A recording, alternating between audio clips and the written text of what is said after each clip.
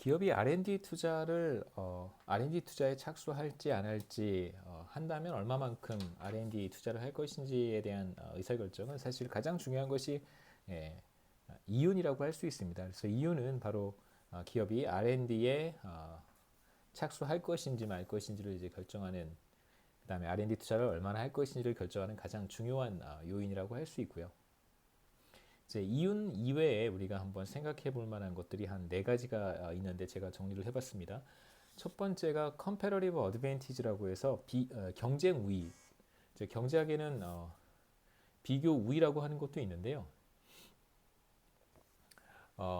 여기에서는 이제 비교 우위는 comparative advantage라고 하고요. 이런 비교라고 하는 뜻에서 comparative라고 하고, 이제 여기서는 competitive advantage라고 합니다. 이제 발음은 사실 비슷해요. 이제 comparative 비슷하게 발음을 해서 우리가 보려고 하는 첫 번째 R&D 결정의 요인은 이윤 이외의 요인은 이제 comparative advantage고요. comparative advantage 경쟁 우위라고 하는 것은 이제 새로운 기술 개발을 통해서 얻게 될 경쟁 우위가 크다면 R&D 투자를 늘리려고 할 것이고요. 특히 이제 경쟁 우위라고 하는 것은 competitive advantage라고 하는 것은 특허라든가 어떤 지적재산권 보호로부터 오는 경우가 많습니다. 그래서 시장 내에서 경쟁 기업과 경쟁 상황에 처해 있다면 비교적 우위를 점할 수 있는 가능성이 높을 때 이제 R&D 투자를 시행한다라고 할 수 있겠죠. 두 번째는 마켓 사이즈, 뭐 시장 규모라고 우리가 번역하는데요.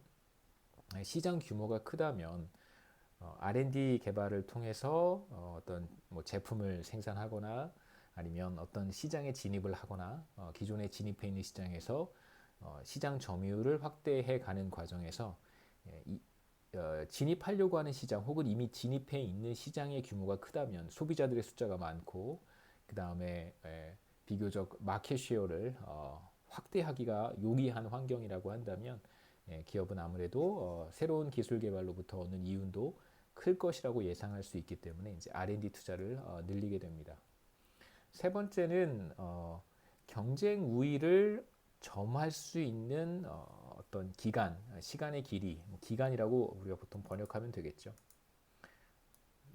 경쟁 우위를, 어드밴티지를 점할 수 있는 시간이 얼마나 긴가. 그래서 더 오랜 시간 경쟁 우위를 누릴 수 있다면 R&D 투자를 늘리려고 할 것이고요.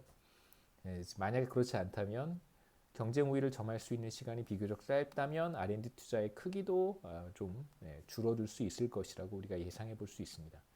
네 번째는 이제 불확실성, 위험 혹은 불확실성이라고 볼 수 있는데요. 리스크 여기다 하나 더 추가해도 괜찮습니다. 위험과 불확실성, 네 번째 요인인데요. 이제 기본적으로 R&D 투자는 리스크를 안고 있습니다. 그러니까 지금 보통 제가 하루 전에 동영상을 만들어서 업로드를 하는데요.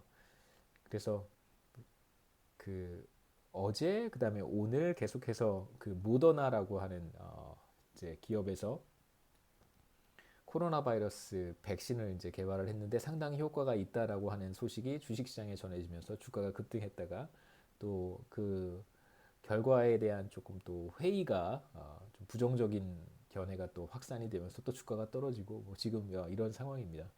뭐 여하튼 이런 코로나 바이러스 투자, 신약 개발, 항생제 개발 뭐 이런 여러 가지 상황들에서 우리가 상당한 위험에 직면할 수 있는데요. 다시 표현하면 성공할 가능성이 낮을 수도 있다는 것이죠. 그래서 R&D 투자는 기본적으로 리스크를 안고 있고 무수히 많은 돈, 뭐 밀리언 달러를 투자를 하더라도 정말 아무것도 얻지 못하게 되는 그런 상황도 일어날 수 있습니다.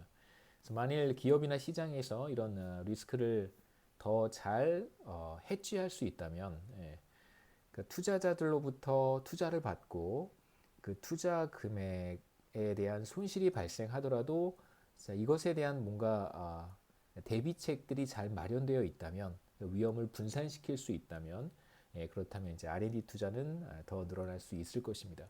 그래서 뭐 물론 자기 비용을 들여서 회사가 자기 자본을 들여서 연구개발에 착수를 했을 때 위험도가 크다면 그만큼 손실도 클 텐데요. 자, 만일 투자자들을 잘 모집할 수 있어서 이 투자자들이 또 나름대로의 어떤 위험을 분산할 수 있는 그런 능력들이 다 있는 기관 투자자들이라고 한다면 이제 기업들은 조금 더 리스키한 투자에 참여할 수 있을 것이고 위험도가 높다고 하더라도 뭐 위험 정도가 리스키한 투자라고 하면 그에 상응하는 리턴도 굉장히 클 것이라고 우리가 예상할 수 있습니다. 그렇다면 이제 만약 성공했을 경우에 더 높은 리턴을 얻을 수 있을 거라고 우리가 생각해 볼 수 있습니다. 그 다음에 두 번째로 첫 번째 봤던 것이 이제 이윤과 관련된 것이고요. 두 번째는 우리가 창조적 파괴라고 하는 이름으로 부르는 것인데요. 크리에이티브 디스트럭션이라고 해서 조셉 슌페터라고 뭐 조지프라고 읽기도 하고요. 조셉 슌페터라고 하는 경제학자가 처음에 사용했던 표현입니다.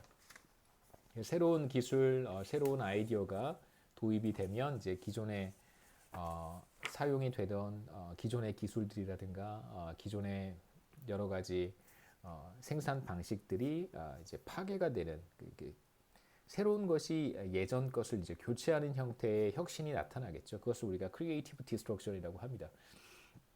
새로운 기술은 기존의 기업들을 뭐랄까요, 망하게도 하고 그 다음에 어떤 그룹의 근로자들로 하여금 직장을 잃어버리게 하는 잡을 빼앗아가는 그런 형태로 기술 발전이 나타날 수 있습니다.